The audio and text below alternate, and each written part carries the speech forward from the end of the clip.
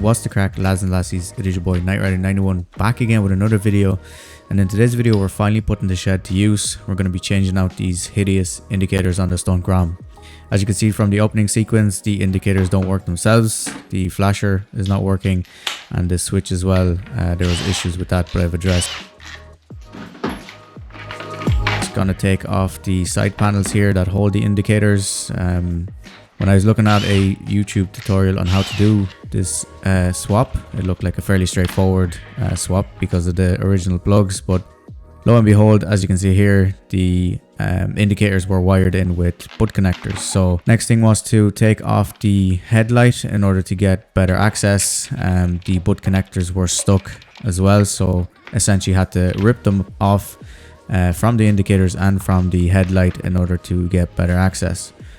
So at this stage, I unpacked the flasher, as you can see, and the indicators.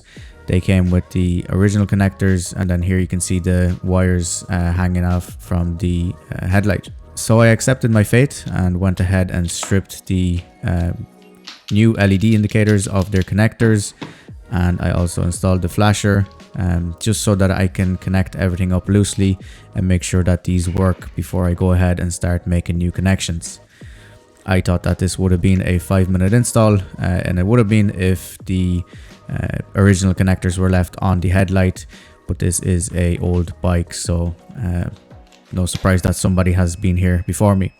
As you can see, loosely connected up, everything worked, so happy days. Next thing was to get everything ready and make the new connections.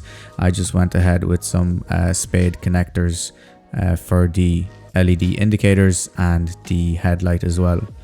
The LED indicators were fairly straightforward, plenty of room to put the connectors on, but I did struggle with the headlight.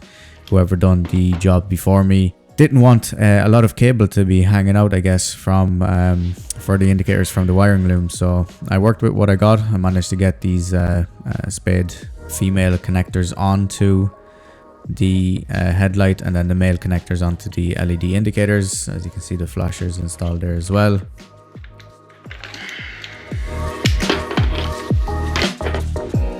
So yeah, got all of the connectors nice and secure onto them. Next thing I wanted to do was make sure that everything still worked. You never know with the connections if they're proper before you start putting everything back together. It's always good just to test to make sure that when you do put everything back together, it's all still working. So as you can see here, connected everything up and tested the indicator. Worked as expected. So the next thing was to get these indicators mounted into the headlight housing. So I had to put the headlight back into its original housing and then move on to the side panels. Unfortunately, these indicators didn't come with a nut and bolt situation. It was more of a 3M tape, which isn't the best. I suspect that this will last a couple of months before they do come off, but I gave it my best shot. So I brake cleaned the sides.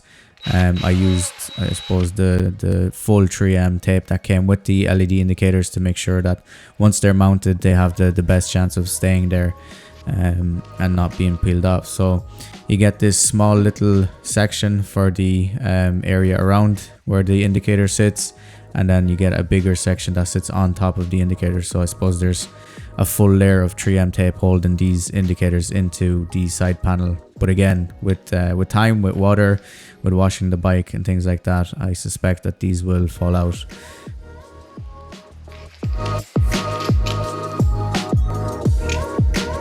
Went ahead and put the 3M tape on, and then I put the indicator into the side panel and just made sure that everything was lined up and pressed it down to make it nice and secure. The next thing then was to put the side panel back onto the headlight housing and naturally enough connect the spade connectors together for the indicators. And then I went ahead and wrapped everything in insulation tape as well, just to make sure that everything is still protected from water and not exposed to the elements. Make sure that it doesn't corrode, and obviously works for the foreseeable future. So once the two sides were done, I went ahead and put the headlight back into the brackets, screwed everything together, connected the final connections for the main wiring loom, hid that into the little plastic casing that I had, tightened everything down, and that was pretty much it. So yeah, quick install.